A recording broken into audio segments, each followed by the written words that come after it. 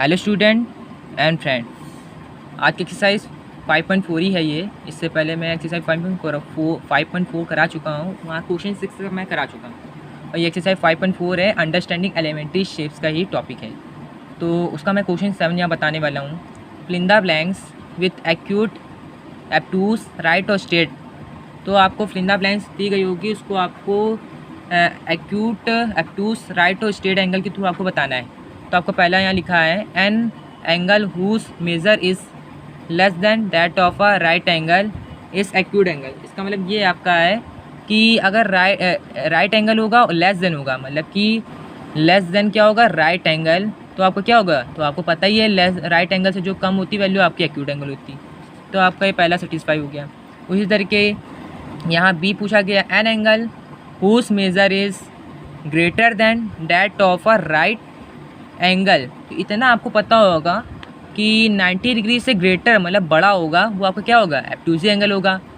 यहाँ बोला गया सी ग्रेटर देन 90 डिग्री, तो आप बस इतना समझ जाइए वो एब्टूसी एंगल होगा। ठीक है, an angle whose measure is greater than that of a right angle, greater than बोला गया तो आपका एब्टूसी एंगल होगा। ठीक है, और 180 डिग्री लेस देन होता है तब भी वो सही होता है। ठीक है, अब सी आता है। यहाँ पे सी बोला गया an angle whose measure is the sum of the measure of two right angle is straight angle. इसका मतलब ये है, एक एंगल है आपका, इस उसका मान दिए गए हैं। ठीक है, सम ऑफ द मेज़र है और दोनों एंगल है क्या, वो दोनों राइट एंगल है। अगर दोनों राइट एंगल है, जैसे यहाँ 90 डिग्री होता है राइट एंगल और ये भी 90 एंगल और सम है, तो दोनों का सम करेंगे राइट एंगल का तो 180 डिग्री तो होएगा। और 180 डिग्री कौन सा एंगल होता है, आपका स्ट्रेट एंगल होता है। तो ये भी कंडीशन सेटिस्फाई हो गई कि जो सम होगा is the sum of the measure two right angle, दोनों राइट एंगल सम आपका क्या होता है 180 डिग्री, तो वो भी स्ट्रेट एंगल होता है 180 डिग्री। ये तो सेटिस्फाई हो गई। अब हम आते हैं यहाँ पे डी पे, when the sum of measure of the two angle, दो एंगल का सम है, is that of a right angle.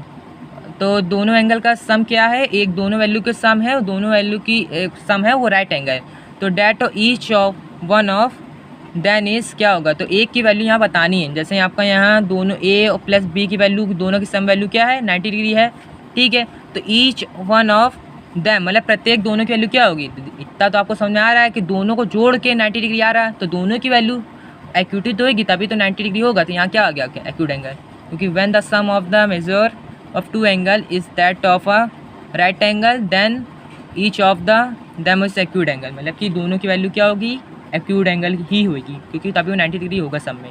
अब यहाँ ई पे आते हैं, when the sum of the measure two angle is that of a straight angle. तो आप इतना समझ लीजिए ए प्लस बी की वैल्यू एक आपकी स्ट्रेट एंगल क्या होता है 180 डिग्री। ठीक है, अब तो यहाँ पूछा गया स्ट्रेट एंगल तक बता दिया। And if one of them is acute, मतलब एक की वैल्यू एक्यूट है, मतलब कि 90 डिग्री कम है, मतलब यहाँ मान लीजिए एंड 65 होगी। ठीक है, उसको प्लस कर दीजिए क्योंकि दूसरी एंगल, तो then the other should be, अगर एक की वैल्यू एक्यूट है और अगर दोनों का एंगल स्ट्रेट है तो ए दूसरे की वैल्यू तो ऑब्टूस तो होगी, मतलब कि 90 प्लस 180 से कम, तभी तो वो कहलाएगा आपका स्ट्रेट एंगल की तरफ। क्योंकि अगर एक एक्यूट एंगल 65 और दूसरे की वैल्यू आपकी यहाँ मान लेते हैं 1, यहाँ पे 115 हो गई, तो ये दोनों का टोटल करके 180 तो होएगा। और 115 क्या होता है, एब्टूस, एक की बताया था एक्यूट होगा, दूसरे का आपका क्या होगा, तो एब्टूस ही तो होगी। यहाँ पे एब्टूस एंगल हो गया। तो पहले का एंगल आपका, पहले का मान है एक्यूट एंगल, दूसरे का एब्टूस एंगल, तीसरे का स्ट्रेट एंगल, चौथे का एक्यूट एंगल और पाँचवें का एब्टूस एंगल। तो कुछ इस कंडीशन में आपको यहाँ दिया है और आपको अपने बुक में दिया होगा, उसकी तरफ आपको करना होगा फिंगर लिंक से। ओके, चलिए ठीक है। अब हम आते हैं यहाँ पे क्वेश्चन 8 पे। ओके, क्वेश्चन 8 पे पूछा गया है यहाँ पर, find the measure of the angle show in each figure. आपको जो भी एंगल दिया होगा उसका फिगर जरूर बना होगा। और first estimate with your eyes and then find actual measure with the protractor. और आप अपनी आँखों के थ्रू या जो भी बना होगा यहाँ पे वो आप मतलब कि प्रोटेक्टर के थ्रू एक्चुअल मान बताइए, मतलब कि राइट आंसर आपको निकालना है, लेकिन आप प्रोटेक्टर का यूज़ जरूर करिए। तो यहाँ पे आपको कुछ ऐसा डायग्राम बना मिलेगा आपको बुक में। ठीक है, और ये जब भी आप करिए तो प्रोटेक्टर के थ्रू देखिए। तो पहले का आंसर आपका क्या आ रहा है, आंसर 8 पहले का, ये मेरा यहाँ 30 डिग्री है। ठीक, और इसका भी प्रोटेक्टर के थ्रू निकालिए तो इसका आंसर यहाँ क्या आ रहा है 120 डिग्री। आप इसका भी निकालिए, इसका आंसर मैंने निकाला 60 डिग्री, और इसका भी आप निकालेंगे तो यहाँ आएगा 150 डिग्री। तो कुल मिला के ये आपको इस तरह निकालना है, लेकिन प्रोट्रैक्टर ही का ही आपको यूज़ करना है, ठीक। तो मैंने प्रोट्रैक्टर के थ्रू यूज़ करके इसका मान निकाला है, आप भी अपनी तरह से करिए, बहुत ईजी है, ठीक है। अब यहाँ पे हम क्वेश्चन 9 में आते हैं, ठीक है। यहाँ पूछा गया है find the angle measure between the hand of the clock in each figure. आपको जो भी एंगल बताना है उसका मान बताना है एंगल का, वो प्रत्येक फिगर में क्लॉक को देख के ही बताना है, ठीक है। तो यहाँ पे पहले में आपका 9 तो बज रहा है, तो आपको देखने में लग भी रहा होगा सीधी, मतलब कि आपका इस तरह गया है तो ये आपका राइट एंगल ही लग रहा है, और तो आपका क्या हो गया 90 डिग्री हो गया, 90 डिग्री हो क्या हो गया राइट एंगल।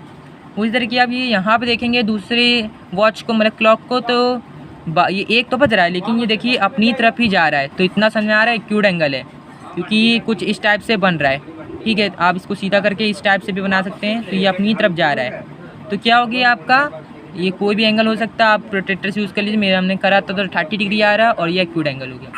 तो आपका ये भी पूरा ख़त्म हो चुका है। आपको कोई भी दिक्कत लग रही हो यहाँ तक तो आप कमेंट सेक्शन में जरूर बताइए, और चैनल को सब्सक्राइब और लाइक जरूर कर दीजिए, ठीक है।